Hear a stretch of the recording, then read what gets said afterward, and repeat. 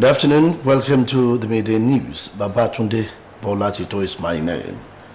The Independent National Electoral Commission has declared Senator Aisha Binani Dahiru of the All Progressive Congress APC as the winner of the Adamawa State governorship election. The resident electoral commissioner for the state, Hudu Yunusa, made a declaration following the supplementary election held yesterday.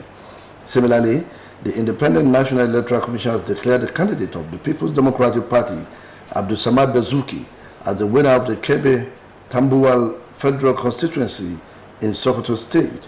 Announcing the result this morning, the returning officer, Professor Abu Bakr Siddiq Mohammed, said the PDP candidate scored a total of 47,317 votes to defeat its closest rival, Ukani Bala Kibe of APC, who garnered 34,282 votes. Similarly, the Independent National Electoral Commission (INEC) has declared the incumbent lawmaker and candidate of All Progressive Congress APC, Tolulope Akadeshadikwe, the winner of the supplementary election for Uluyo, the federal constituency of Oyo State. Mrs. Akadeshadikwe was declared winner by the returning officer, Professor Olani Babayemi, saying that the Akadeshadikwe, having polled 14,891 to defeat her closest rival, Mr. Olawale Mogbojubola of the PDP, who had 13,073 votes.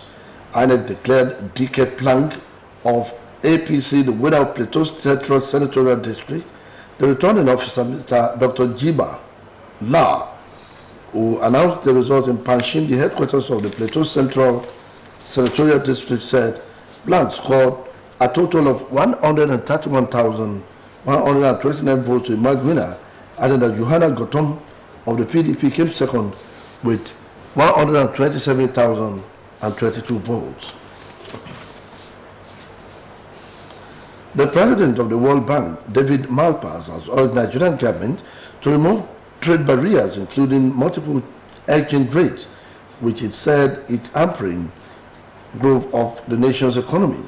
Speaking at the spring meeting of International Monetary Fund and World Bank in Washington, D.C., Malpass said there is need for the country to ease trade restriction and diversify its economy to achieve shared prosperity and sustain growth.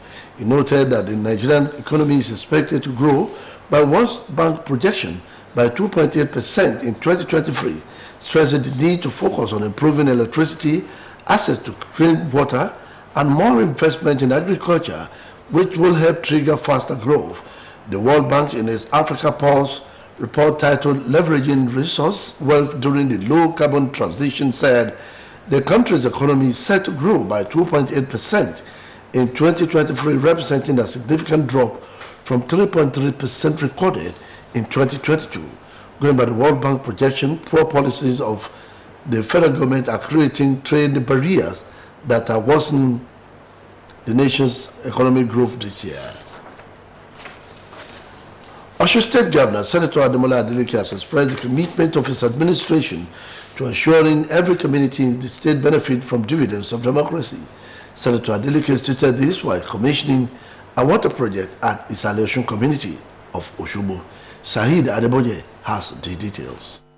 Addressing the gathering, Governor Ademola Adeleke appreciated the support of residents of Osun State for his administration. The governor, who was represented by his deputy, Prince Kola Adewusi, explained that the present administration is people-oriented and is always ready to put smiles on the faces of the people. Governor Adeleke noted that the water project is aimed at waging war against waterborne diseases which may result to death, noting that poverty and non-access to potable water supply go hand in hand. Maintained that God brought the present administration to Osun State to solve the various challenges being faced by the teeming populace. Another important factor to note is that poverty and lack of clean water go hand in hand, and a key component to eliminating poverty is having access to safe water. When water supplies are improved and sustainable, it significantly enhances community economic growth and reduces poverty. In her address, the General Manager of Osun Community and Social Development Agency, Mrs. Funmi Abokede, thanked and appreciated Governor Ademola Adeleke for maintaining that the project will go a long way in improving socio-economic development of the beneficiaries, stating that clean water is crucial to the healthy living of the people. Mrs. Abokede implored the beneficiaries to maintain the water project. The administration of His Excellency, Executive Governor of Osun State, Senator Ademola Jackson Adeleke, is very keen in improving the quality of life of Osun citizens. And in fact, one of the development agenda of Mr. Governor is infrastructure development. Hence, the provision of boreholes as an intervention to accelerate access to potable water. The HLA Osogbo South LCDA, Mrs. Omowumi Olagunju, appreciated Governor Ademola Adeleke for considering the Osun community worthy of benefiting from potable water supply. She pledged on behalf of residents of Osun community to continue their support for the present administration. In his words of appreciation, the leader of Osun community, Alhaji Suleiman Alao Eniafelamo, described the borehole provided for the community as one of the projects showcasing Governor Ademola Adeleke as caring and loving, whose vision is to bring comfort to the doorsteps of the people. The program climaxed with the commissioning of the borehole. From the office of the Deputy Governor, this is Said Adewoje reporting. The General Manager of Osun Community and Social Development Agencies, Mrs. Funmi Abokede, has cleared the air on rumors being peddled around about who built the recently commissioned Atakumosa Market in Ilesha between the incumbent administration of Governor Ademola Adeleke and the immediate past governor. Mrs. Abokede explained that a total of 64 lock-up shops, which were built by the present administration in Osun State, were commissioned recently, pointing out that Osun CSDA monitored the project, which commenced in February this year. She made a clarification while speaking on Imole Ayo, a radio and TV enlightenment program on the achievements of Senator Ademola Adeleke's administration. Mrs. Abokede added that on resumption of office, the governor released over 500 million naira to Osun CSDA for execution of projects ranging from provision of potable water, provision of working aids to people with special needs, construction and rehabilitation of schools, toilets and health facilities, among others. The General Manager of Osun CSDA added that money is being used for the execution of no fewer than 98 projects spread across all areas in Osun State, out of which some have been completed while others are nearing completion and geared towards alleviating suffering of the people. In a bid for sustainable water supply to the people of the state, Governor Ademola Adeleke has directed a phased rehabilitation of selected waterworks and water pipeline across the state. A statement by the spokesperson to the governor, Malam Olawale Rashid, revealed that the new directive is coming as the sinking of 332 boreholes under direct labor are rounding up with their implementation. In the bond report from some quarters that 14 million naira was the cost of each of the 332 boreholes. Governor Adeleke, acting on the committee report relating to the worsening state of infrastructure in the state within water sector, approved the immediate upgrade of pipeline network of both Ede and Osogbo waterworks alongside the repairs and recharging of water filter media at Iwo and Eko in the waterworks. The water scheme at Esauke is also under rehabilitation for supply of potable water, while Governor is following up with the Federal Ministry of Water Resources for the completion of Ile-Ife water project.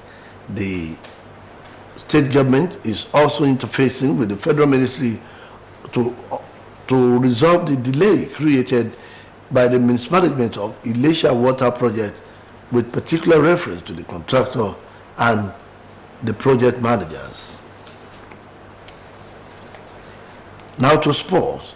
The Federation Cup national draw has been scheduled to hold on Wednesday this week. However, ahead of the draw, 8 playoff matches will be played on Tuesday. The draw ceremony will hold at the conference room of the NFF FIFA Gold Project inside Moshood Abiola National Stadium, Abuja. Thereafter, the roundup of 64 matches of the competition will commence on Wednesday.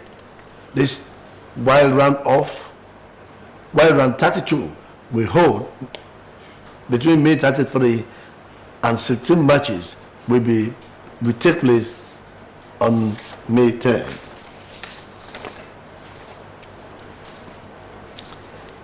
A fire in a residential building in Dubai killed 16 people and injured 9 others in the wealthy Gulf Emirates. The government said the fire broke out yesterday night on 4th floor of the building in the Al Raz neighborhood in the old part of the city. The Civil Defense Force said preliminary investigation showed fire was caused by a lack of compliance with building security and safety requirements. It added that firefighting teams are at the place within 6 minutes of being notified. Dubai, one of the 7 emirates of the United Arab Emirates, has a population of around 3.3 million, of whom almost 30% are foreigners. That ends the midday news on Osbc TV. It was edited by Abdul Jalil at DBC. Babatunde Bola Tito is my name. Please join us at 5 for the evening news. Good afternoon.